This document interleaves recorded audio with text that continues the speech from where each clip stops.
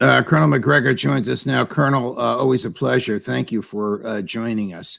What is your latest view from open sources and from your own sources about the cause of the explosion in the dam and in eastern Ukraine about 10 days ago, and who suffered more because of it, the Russians or the Ukrainians? Well, the consensus appears to be that the Ukrainians did it. And I'm told that it actually was approved, if you will, for demolition by Victoria Nuland, which is kind of interesting. I don't know. And again, you have the intelligence officers. I think they've probably said something similar. Yes, they have. But as far as who benefits, well, the Ukrainians certainly did not benefit from this at all. But I think it probably assisted the Russians because it created a situation where they had less to defend, obviously, and their left flank was effectively invulnerable to amphibious assault, even though I think that probably would have resulted in still more Ukrainian casualties. Would something of this magnitude, I guess, if Victoria Nuland was involved, I was going to ask you if Washington approved. That answers that question. If she was involved, Washington would approve of something like this. Does she, who is not a military person, get in, as far as you know, get involved in the minutiae of military strategy? I have no way of knowing that, Judge. I'm just telling you what I was told by the sources that I trust.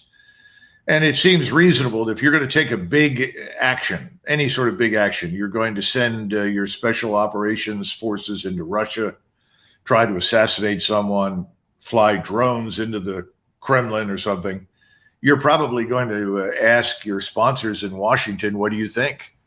And that means that she's going to be involved. She's been involved in everything happening in Ukraine, really, I would say now for at least 14, 15 years, if not longer. The spring offensive is becoming a summer offensive. What is your take? What is your understanding of its success or its failures thus far, and its likely progression from this time forward? There are a lot of interesting reports out there, and if you have time, and I don't think most people do, you begin to look at these reports of Ukrainian gains, you discover that in many cases, the areas where they are claiming that they made gains are nowhere near the battlefield. They're not even in the security zone. And a few times they'll point to some ruined buildings, 2 or 3 at a time inside the security zone. And that's this 15 to 25 kilometer stretch of territory beyond the main defensive belt that the Russians have constructed. So I would tell you there have been no gains at all, because everything always hinged on the ability of the Ukrainian counteroffensive to reach the main defensive belt, crack it, move through it in order to reach something of importance like Melitopol. It hasn't happened. And we're now at least 11 days into what the Ukrainians said would be a 2-week offensive. How much they've got left is anybody's guess. The last time I looked, there were supposedly still 12 brigades in reserve. Now, are those full strength brigades? Or, conceivably that could be 60,000 men if they're up to 5,000 each. Or are they 4,000? Are they 3,000, 2,000? I don't know.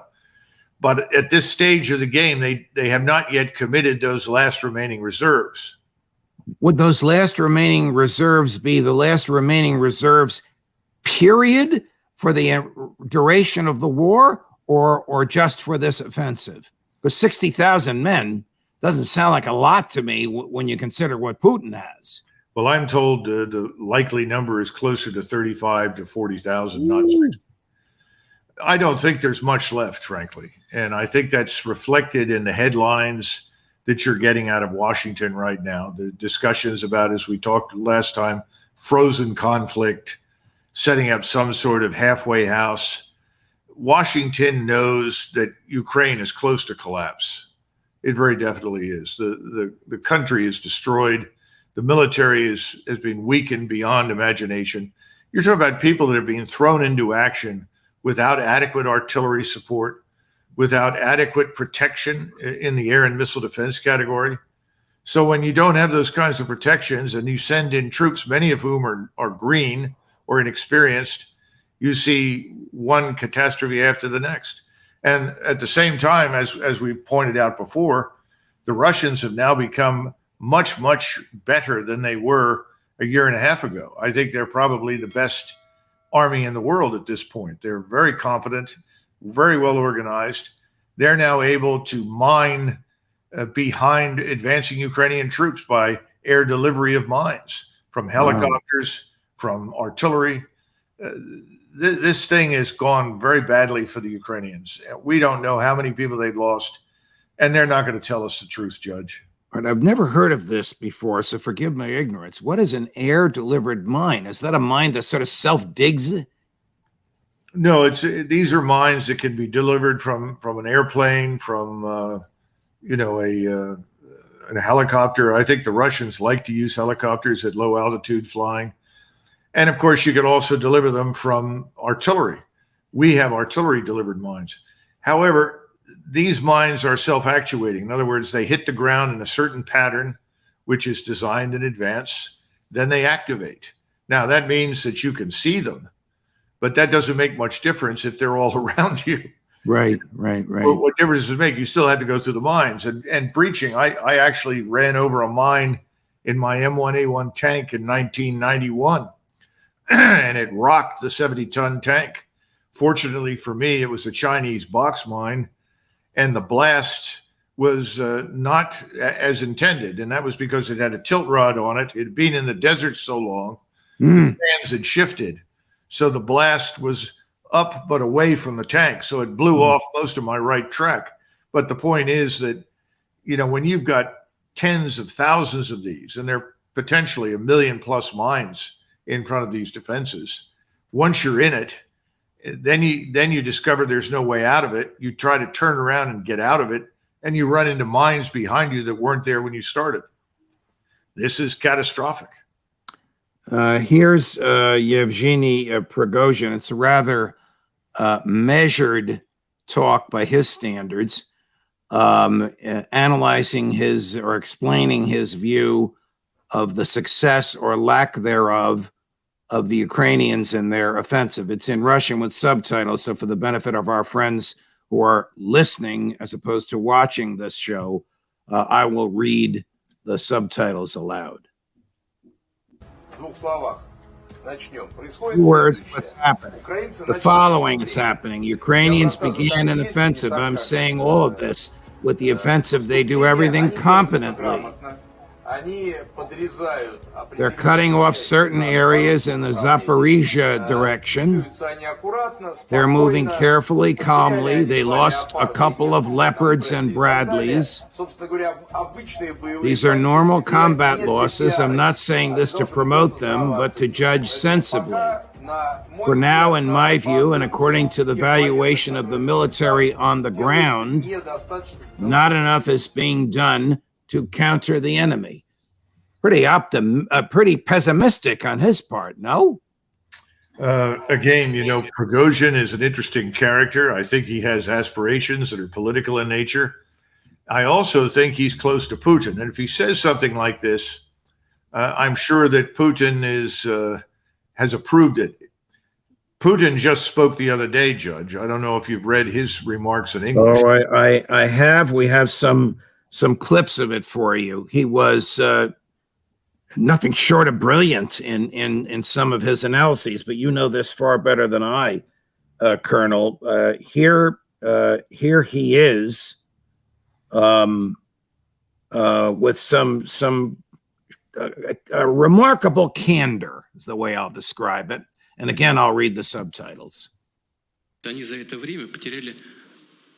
During this time, and they've lost over 160 tanks, over 460 armored vehicles of various types. This is just what we see. There are still losses that we do not see that are inflicted. The Russian Federation has also been using high-precision weapons, attack large concentrations, so there are actually more of these losses on the Ukrainian side. And so by my calculations, it's about 25, maybe 30% of the volume of equipment that was supplied from abroad. Here's about, it seems to me that if they count objectively, they'll go along with it. But as far as I've seen from open sources, from Western sources, that's about what they seem to be saying. Here. So the offensive is on. These are the results to date of what I just said.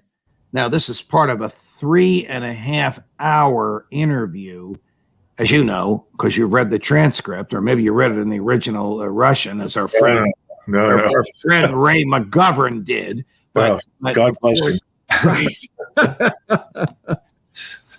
Ray sent me a tape of him getting arrested in the Senate the other day. It was quite a hoot. We'll talk about that some other time. But be that as it may, I thought President Putin was remarkable. I can't imagine Joe Biden sitting down with America's leading journalists for 3.5 hours. But be that as it may, what did you think about what he said on that clip? I think he gave you an accurate picture, because that's largely what we're hearing. If anything, he understated the damage.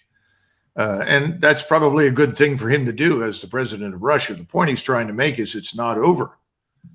And everything that he says subsequent to his discussion of the battle damage, which has been serious, revolves around how much more of this do we have to destroy?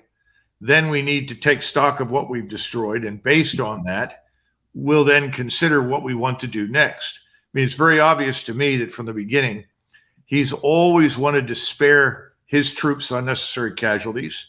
He's also been interested in avoiding unnecessary collateral damage. And he would like to have a settlement without pushing this to the very nth degree, if you will.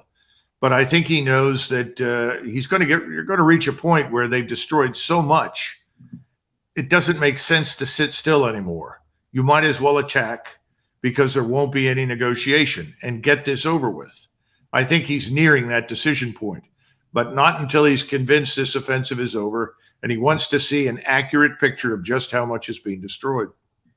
Here he is again. This time he's talking about what happened in 2014. I hope Mrs. Newland is listening.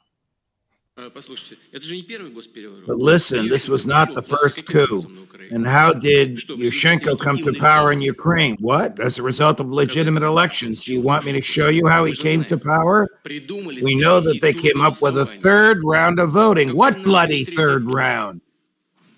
It's not provided by the Constitution. This was a coup. But at least it was passed in a relatively peaceful way, and we communicated with them. I went there. They came to us.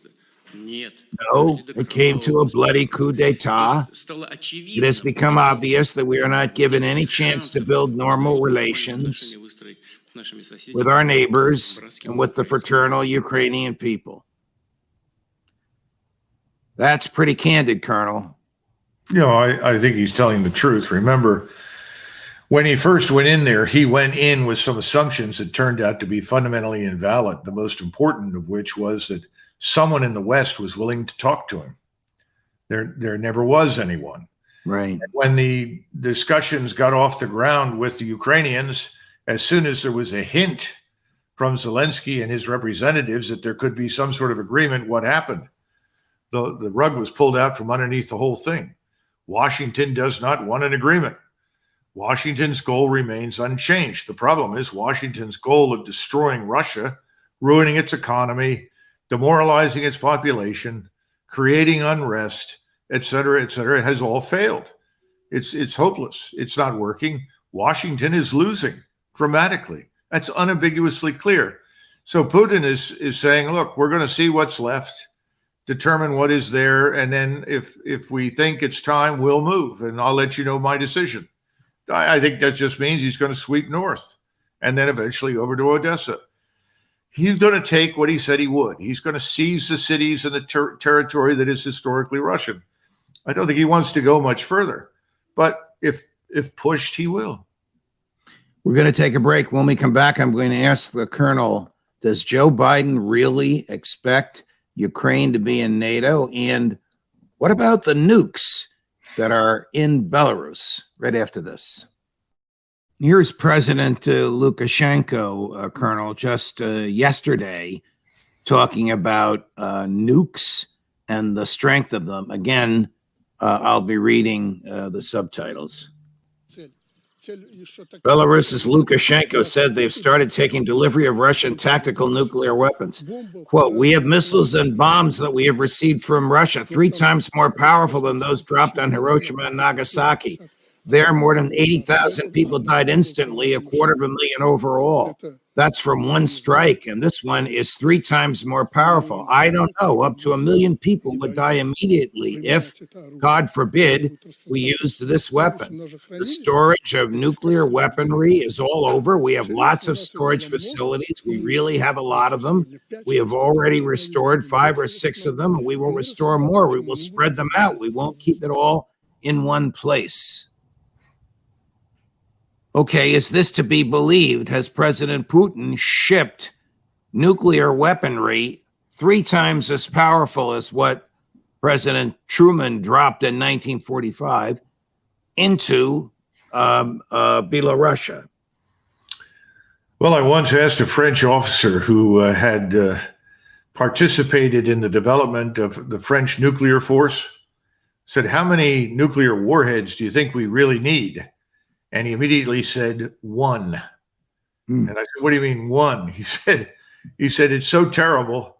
That's really all you need. He said, I don't know why people keep building these arsenals and making them larger, because no one in their right mind would use it. I think that's the message from Lukashenko. Now, Lukashenko was a target for regime change. We did go in there, this is about a year ago, and try to stimulate revolutionary forces to remove him. It didn't work. And I think he's been very concerned about the potential for Lithuania in particular, perhaps Latvia, both to sponsor or provide assembly areas for NATO forces along with their own to move into Belarus. Remember, there are only about 8 million people that live in Belarus. I mean, it's a large area, but there aren't very many people in it. And I think Putin finally agreed, all right, we'll put some tactical nuclear weapons forward to make it clear that you have access to these things, to reassure him. Remember, we have tactical nuclear weapons on the ground in Germany. We have them at sea in the naval forces, surface and submarine. We have them in Italy. We have them in Turkey. So it's not as though this is a startling development. Wasn't there to have been, or weren't we to have expected, or didn't we anticipate a coup in Belarus a few weeks ago that was allegedly going to be supported by Polish troops? Well, I don't know if there was one expected a few weeks ago. We've been working on it off and on. This is this National Endowment for Democracy and our intelligence services. It's all failed. There's no chance of that succeeding in Belarus. I think they've got their eye on Serbia at this point. But the bottom line is that this is unfortunate, but it was inevitable given our demonstrated intentions. Now, the good news is that Putin is not talking about using them, and I don't see any evidence that he would unless we attacked him with nuclear weapons. That's pretty clear. Is it realistic what he said, that they have a weapon 3 times more powerful than Nagasaki or Hiroshima? Well, again, it's the quality of the warhead. It's eminently possible. I don't know the tonnage. Normally, a low-yield nuclear warhead is below 5 kilotons. That's still an enormous detonation. I mentioned the polls. Do you detect any loss of enthusiasm from Polish leadership, which a few months ago was talking about introducing troops on the ground in Ukraine? Yeah, well, quite recently, the Polish president told everyone, the Ukrainians are losing hundreds of men every day. The Russian steamroller is crushing Ukraine. Now, he's never said anything like that previously. The one Pole who has spoken about that honestly in the past is the Polish chief of staff, the 4-star. And he was the one that pointed out, don't believe this nonsense that the Russians are not competent. The Russian soldiers are excellent. They're well trained. And Ukraine is not winning. But now we have it from the president of Poland. I hope that dampens any enthusiasm for moving into Western Ukraine, which I think would be very dangerous. Will it dampen any enthusiasm amongst President Biden or Chancellor Scholz or the Prime Minister of Great Britain to push for Ukraine's, it's hard for me even to articulate this, but I have to ask you because this is the stuff we're reading, Ukraine's entry into NATO? Listen, I think it's very important that we discuss this. The New York Times carried a story this morning saying that there was a groundswell of support to bring Ukraine in quickly. Ooh.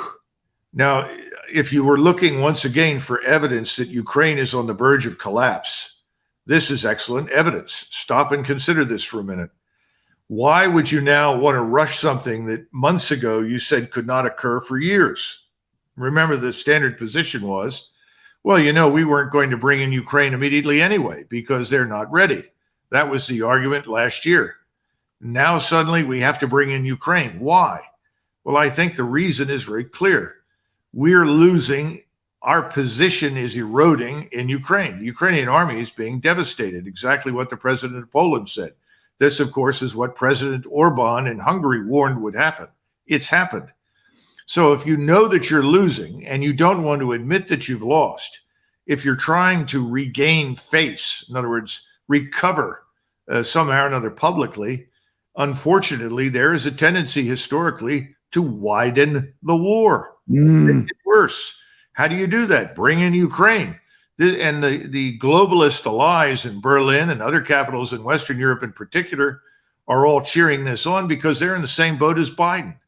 They're very much at risk of losing their positions in government across Europe. And this can be done without consulting the electorates.